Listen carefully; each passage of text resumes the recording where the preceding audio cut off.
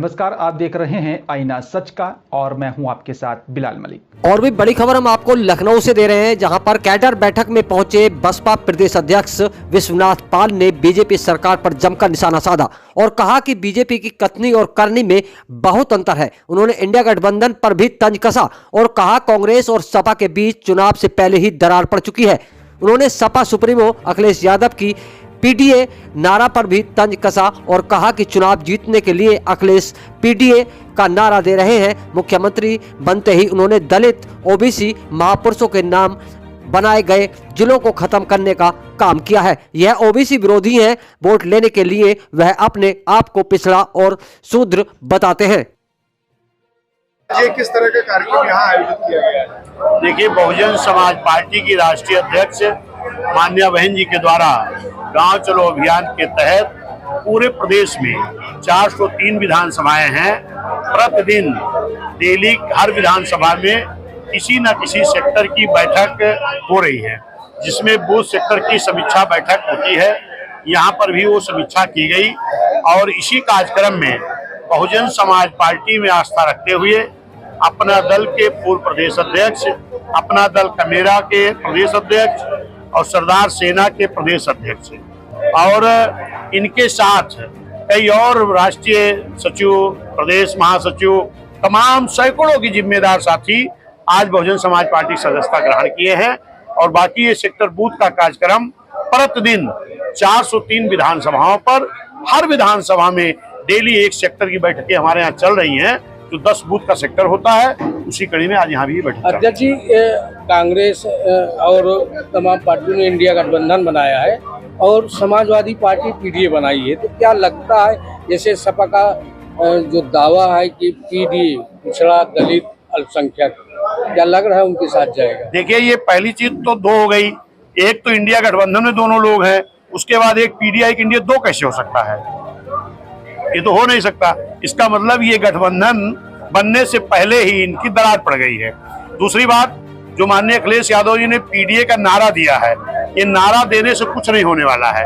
अभी शायद आप रहे हो तो मैंने बताया कि ये पीडीए का नारा देते हैं और पीडीए में जन्मे संत गुरु महापुरुष के नाम से मान्य बहन ने जिला बनाया था, जिस जिले को समाजवादी ने मिटा करके पीडीए में जन्मे महापुरुषों का अपमान करने का काम समाजवादी पार्टी ने किया है।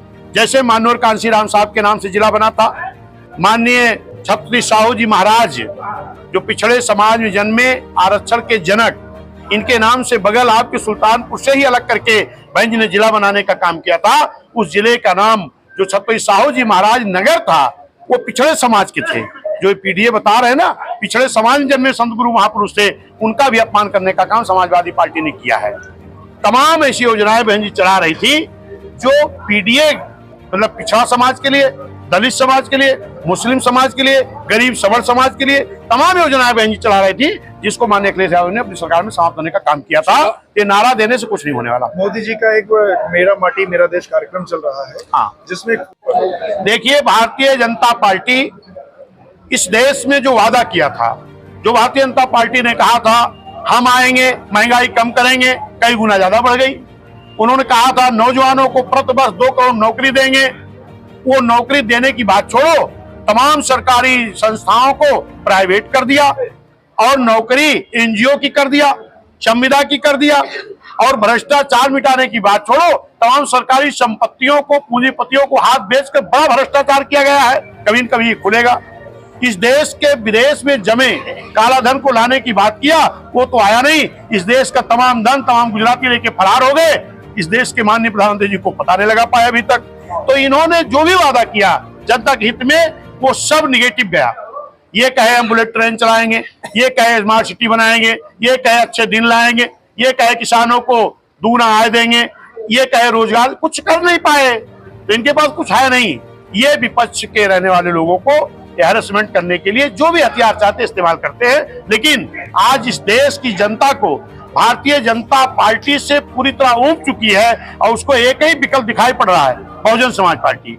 क्योंकि बहुजन समाज पार्टी के पास एक बड़ा बेस SC ST 26% है, पिछड़ा मुस्लिम बीएसपी के साथ बहुत तेजी में जुड़ रहा है और गरीब सवर्ण, न्याय पसंद ब्राह्मण, क्षत्रिय, वैश्य सब समाज के लोग बीएसपी के साथ आ रहे हैं। आने वाला 24 का चुनाव इस देश की आम जनता बहुजन समाज पार्टी अपना विश्वास जताते हुए इस देश में बड़ी संख्या में बहुजन समाज पार्टी के सांसद जीत करके आएंगे और माननीय बहन जी इस देश की प्रधानमंत्री बनेगी। क्या अकेले चुनाव लड़ेगी? और जिला पंचायत अध्यक्ष पीछे खड़ा किया गया है, पीछे से आशीर्वाद दे रहे हैं, अपमानित किया गया है। देखिए, धर्म एक विश्वास की चीज है।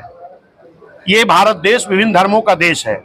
जो जिस धर्म में है उस धर्म को मानते हैं, लेकिन भारतीय जनता पार्टी के लोग धर्म मानने के लिए नहीं, धर्म राजनीति करने के लिए इस्तेमाल करते हैं। तो ये अगर उनका अपमान कर रहे हैं तो ये कोई नई चीज नहीं हो सकती है।